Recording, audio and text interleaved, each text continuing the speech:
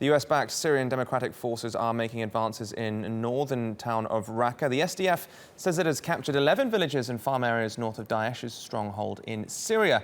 Turkey has been opposed to the SDF-led offensive on Raqqa as a majority of the SDF fighters are from the YPG, which is the Syrian branch of the PKK terrorist group.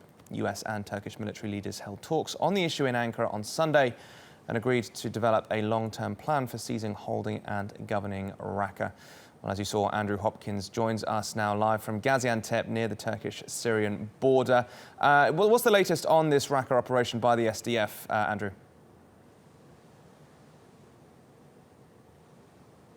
Yeah, this is really the first proper information we've been getting since this offensive was announced at the weekend by the Syrian Democratic Forces.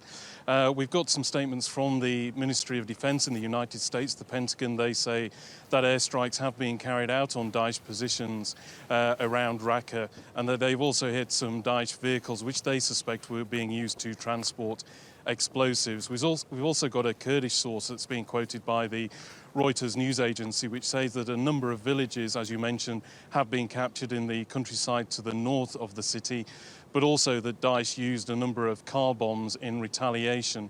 But remember, according to the United States at least, this is really just the first phase of this operation. This is about isolating the city of Raqqa. It says it's about making sure that the fighters from Daesh inside the city have nowhere to run to when the operation comes to retake the city, and also to make sure their presence is wiped away from the countryside, all the areas around it. But as you mentioned, this is yet another offensive that's causing controversy between the United States and Turkey.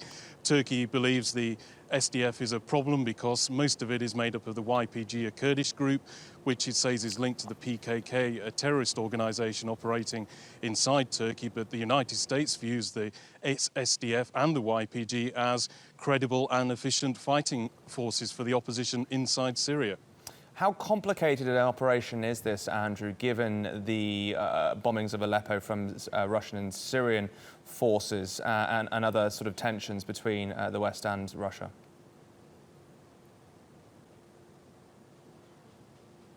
It's very complicated because, as we just mentioned, there's a delicate balancing act going on here between the allies, such as the United States and Turkey, as to make sure they're all on the same page with this operation, because although they have in the wider picture, they have the same aims in mind, but in the details, they disagree on some of them, like this: who's fighting in which area, who can be allied with to retake certain parts of the country. And one of these issues is the city of Raqqa itself. And there was a meeting at the weekend between the top US military general, Joseph Dunford, and his Turkish counterpart called Hulusi Akar in Ankara. And we've just been getting the first details of that meeting now. And according to some quotes on the US Ministry of Defense website, which have been attributed to Dunford, he's saying that the United States always knew that the SDF, the Syrian Democratic Forces, were not the organization that's needed to retake Raqqa, to govern it once it's been retaken. He's talking about an Arab or a Sunni Arab force being used for that job.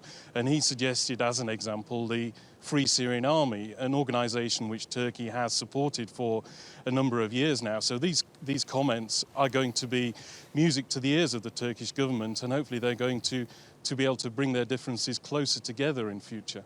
All right, Andrew, we'll leave it there. Andrew Hopkins in Gaziantep for us. Many thanks.